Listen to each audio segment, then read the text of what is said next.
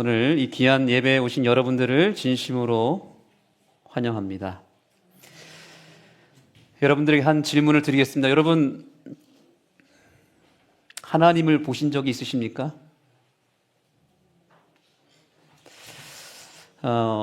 사실 우리가 하나님을 만날 수가 있을까요? 직접 본 사람이 있을까요? 어떤 사람들은 천연계를 통해서 만났다는 사람도 있고, 또 오늘처럼 우리가 음악을 통해서도 하나님을 만날 수도 있습니다. 또 어떤 분들은 꿈에서 만났다는 분도 있습니다.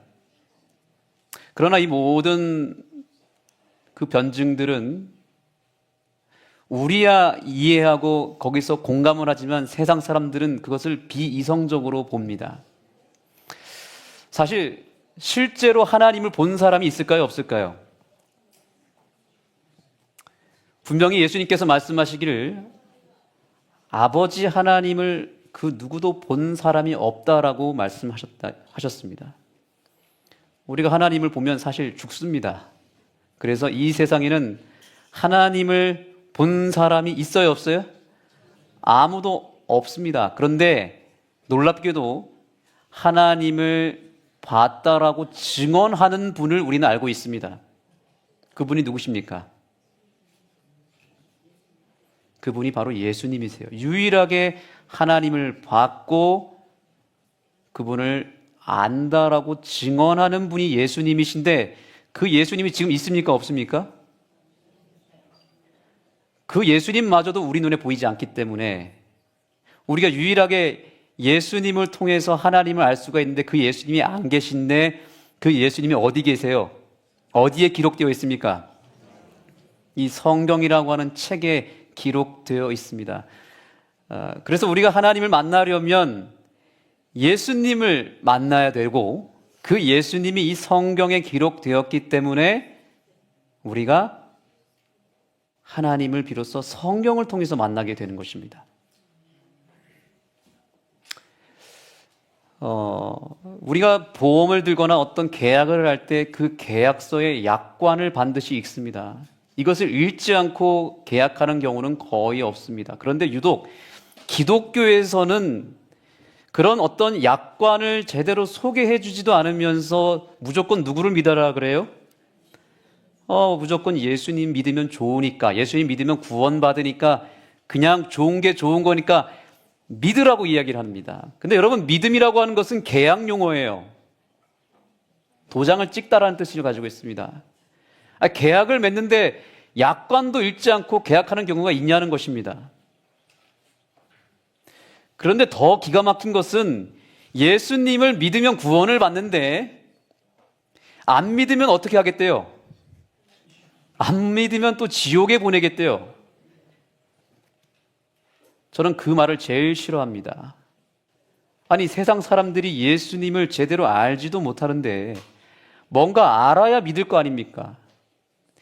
예수님과 계약을 맺어야 되는데, 이 구원이라고 하는 것을 계약을 맺어야 되는데 약관도 하나도 보여주지 않고 그냥 믿으라고 얘기해요. 몰라서 못 믿겠다는데 그러면 지옥 간다는 거예요.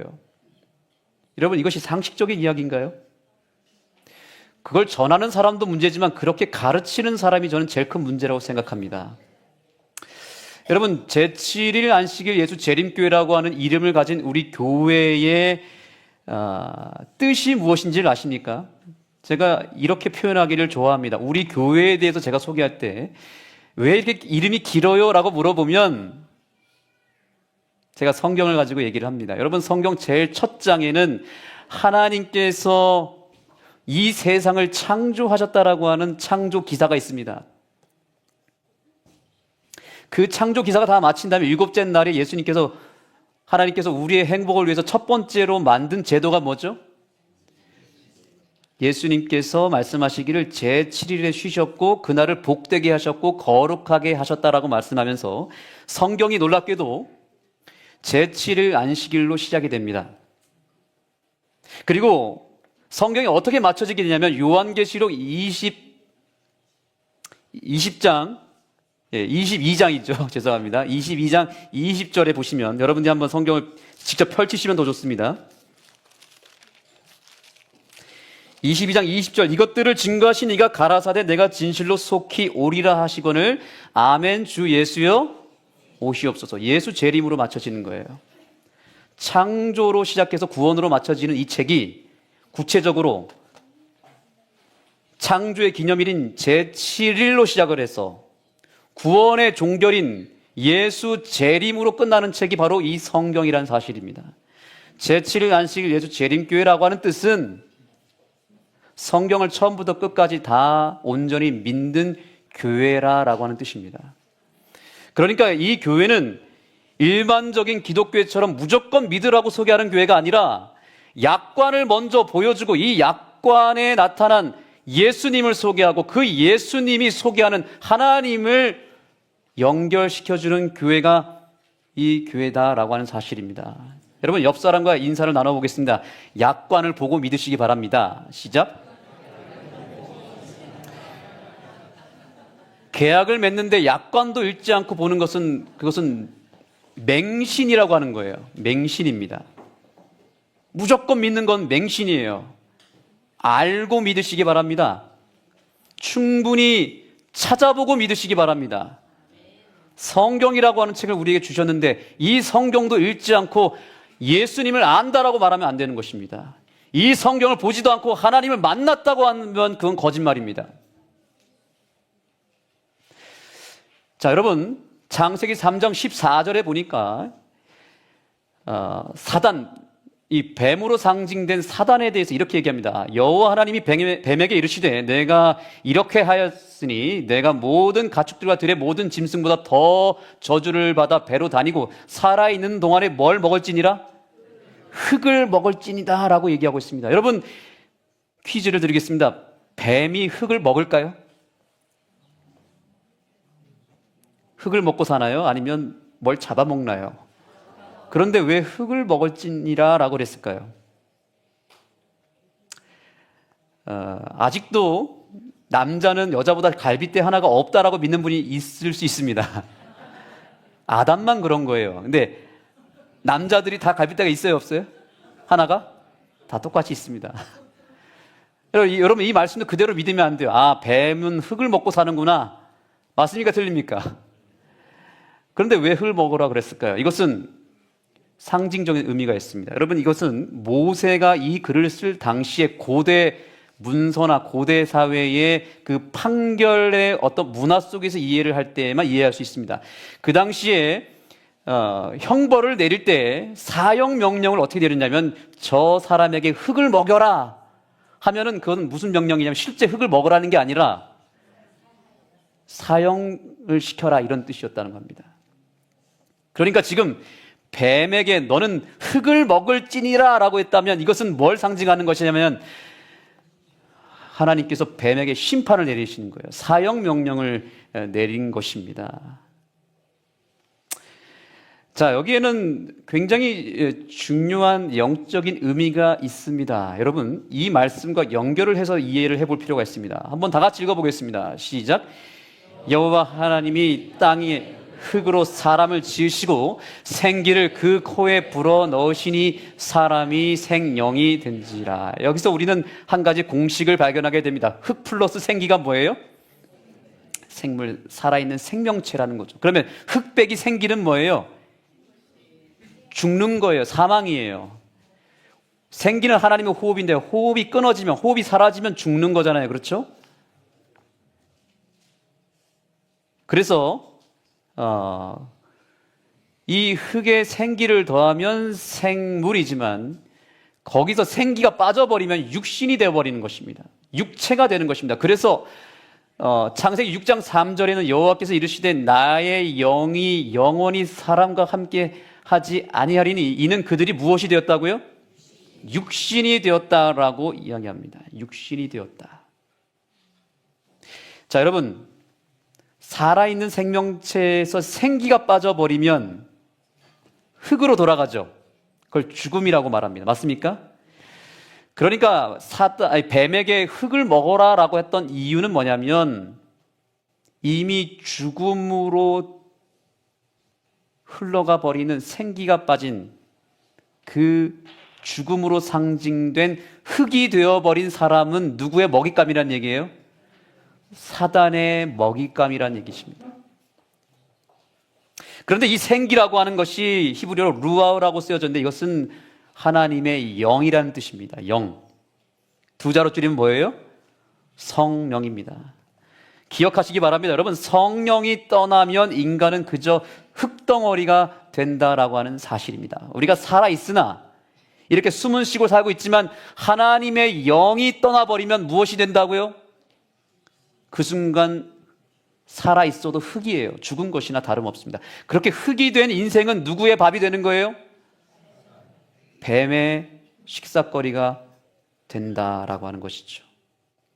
사랑하는 우리 하늘숲 가족 여러분, 뱀의 먹잇감인 흙덩이 같은 육체로 살지 아니하고 하나님의 성령이, 하나님의 생기가 우리 안에 채워짐으로 말미암아 살아있는 존재로 살게 되기를 예수님의 이름으로 축복합니다. 여러분, 이 동일한 숨을 불어넣다라고 하는 이 표현이 성경에 또 다른 곳에 하나 더 쓰여졌습니다. 바로 디모데후서 3장 15절 16절입니다. 또 어려서부터 성경을 알았나니 성경은 능히 너로 하여금 그리스도 예수 안에 있는 믿음으로 말미암아 구원에 이르는 지혜가 있게 하느니라. 다 같이 읽겠습니다. 시작. 모든 성경은 하나님의 감동으로 된 것이니. 모든 성경은 무엇으로 됐다고요? 하나님의 감동으로. 이 말이 숨을 불어넣다라는 뜻입니다. 하나님의 생기, 하나님의 호흡이다라는 뜻입니다. 여러분, 이 성경이라고 하는 책은 인간이 만든 글자 속에다가 무엇이 더해진 거예요? 하나님의 생기, 하나님의 영이 더해져서 살아있는 말씀이 된 것입니다.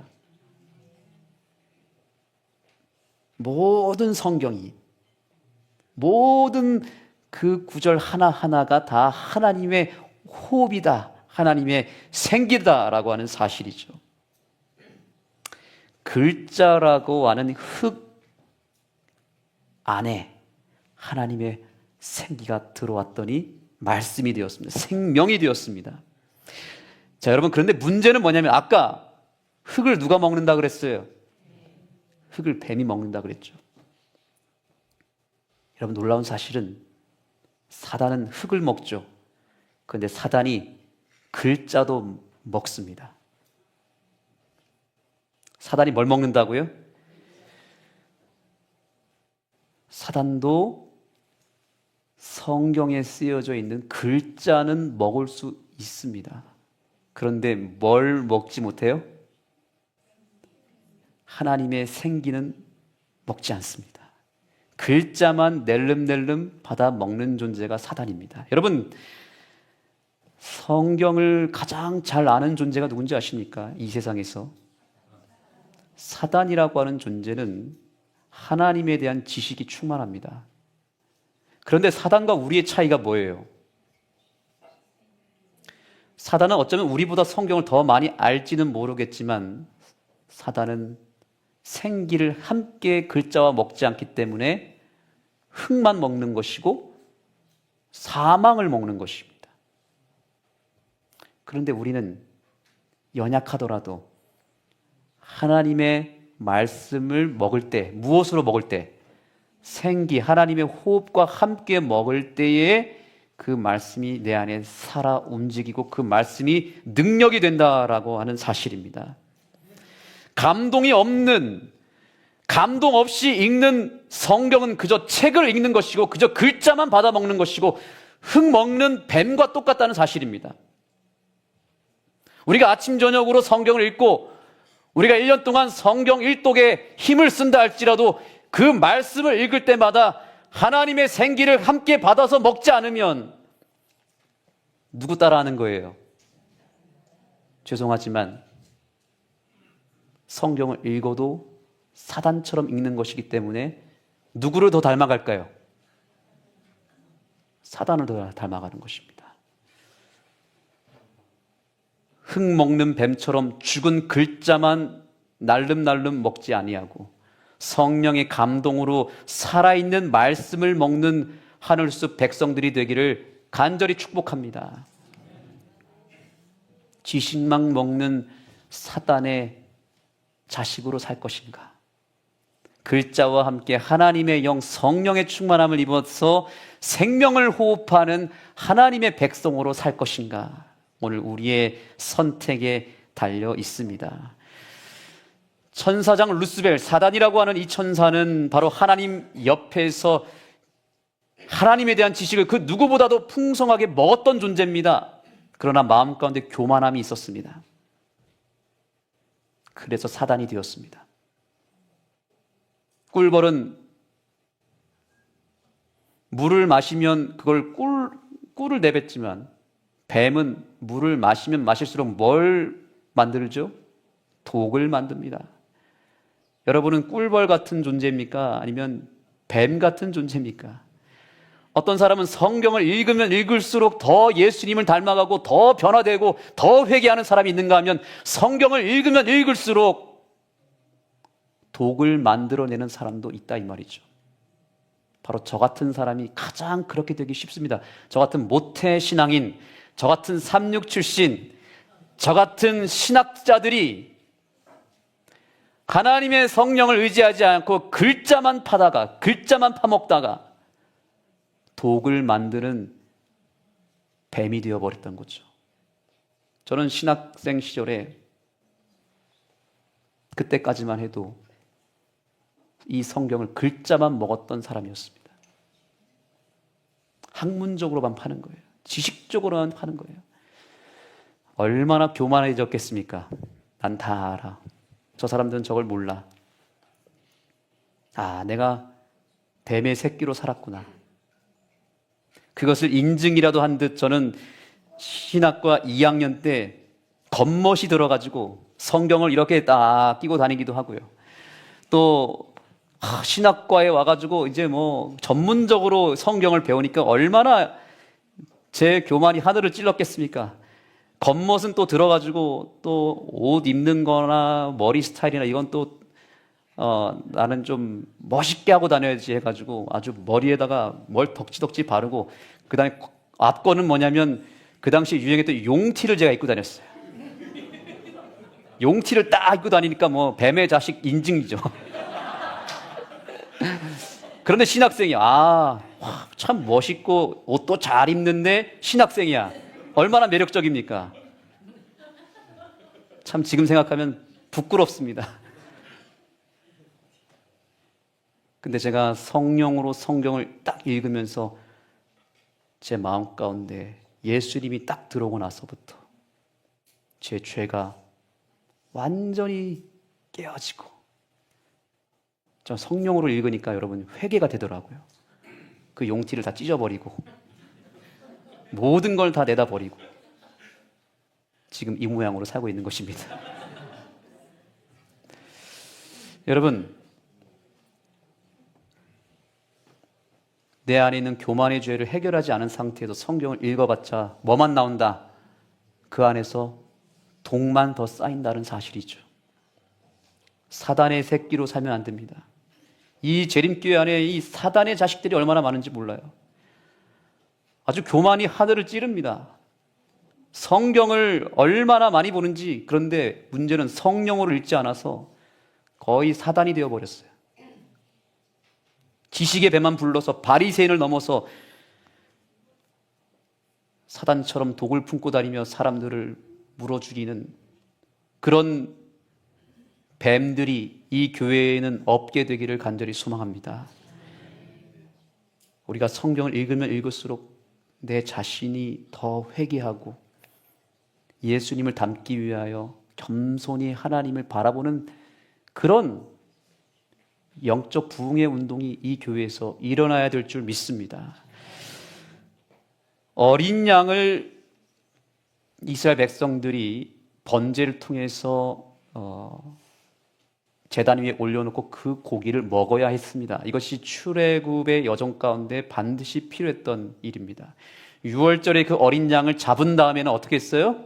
어린 양을 먹었는데 먹을 때 그 방법이 있습니다. 자, 여러분 출애굽기 12장 8절 9절 보겠습니다. 그 밤에 그 고기를 어디에 구워요? 불에 구워서 무교병과 쓴 나물과 아울러 먹되 날 것으로나 물에 삶아서 먹지 말고 머리와 다리와 내장을 다 어디에 구워요? 불에 구워서 먹어라. 여러분, 왜 불에 구워 먹으라 그랬을까요? 일단 여기서 말하는 고기, 살은 뭐예요? 살. 우리가 그럼 지금도 어린 양을 잡아 먹어야 된다는 얘기예요? 이것을 오늘날에 우리에게 적용한다면 이 살이 뭐예요? 살, 고기가 뭡니까? 예수님께서 말씀하셨습니다. 나는 하늘에서 내려온 살아있는 떡이니 사람이 이 떡을 먹으면 영생하리라. 내가 줄 떡은 세상의 생명을 위한 딸합니다. 내 살이니라. 살을 먹으란 말은 누구를 먹으란 얘기예요? 예수님을 먹으란 얘기입니다. 살리는 것은 영이니 육은 무익하니라. 내가 너에게 이른 말은 영이요 생명이라. 예수님의 살과 피, 이것이 우리의 양식이에요. 그걸 먹는데 문제는 어디에다 구워 먹으라 그랬어요? 불에다가 구워 먹으라 그랬습니다.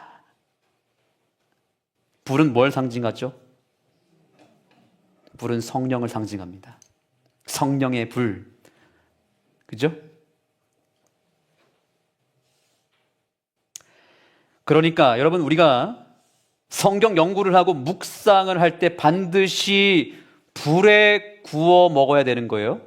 하나님의 말씀을 성령의 불에 구워 먹어야만 그것이 생명이 될 줄 믿습니다.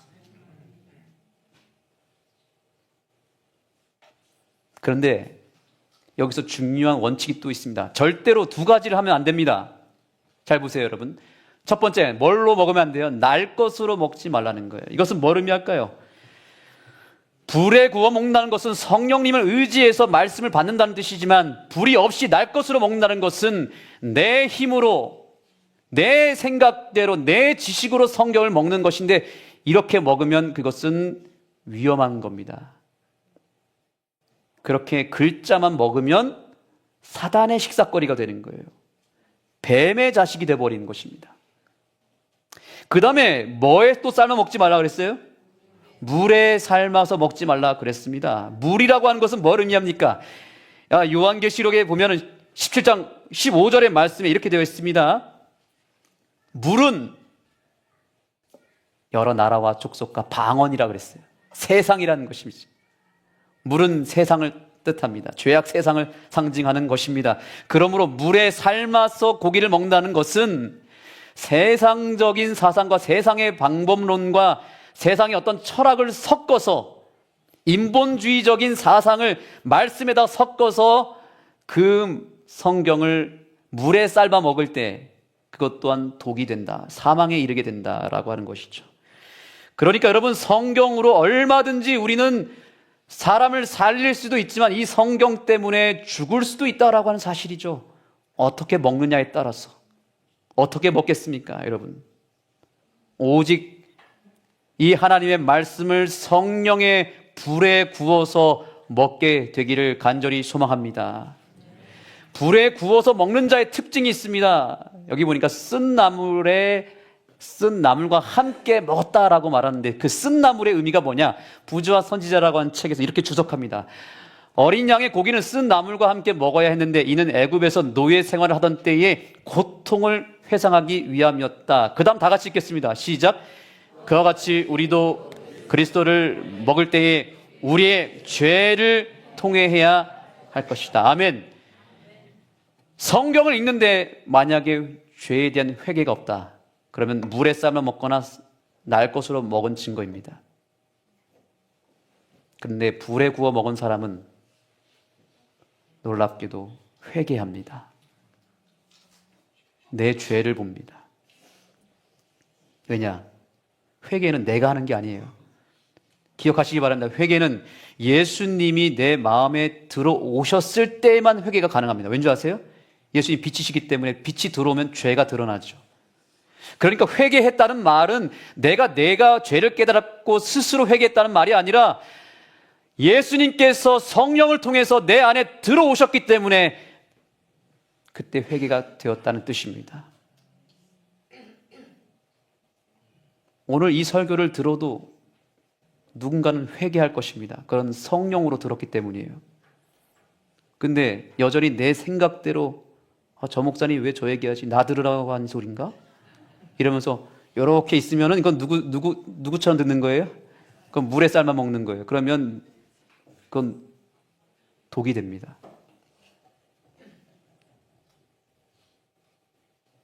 사랑하는 하늘숲 성도 여러분, 이 공식을 기억하시기 바랍니다. 성령, 성경, 예수. 흙 플러스 생기가 생명이었듯이 성경이라고 하는 이 글자라고 하는 흙에 성령이 함께 하시면 우리는 생명의 근원 되시는 예수님을 만나게 될 줄 믿습니다. 성령으로 성경을 읽어야만 합니다. 그래야 예수님을 만날 수 있습니다. 성경을 읽는 목적이 무엇이죠? 여러분, 왜 성경을 읽습니까? 목적은 하나입니다.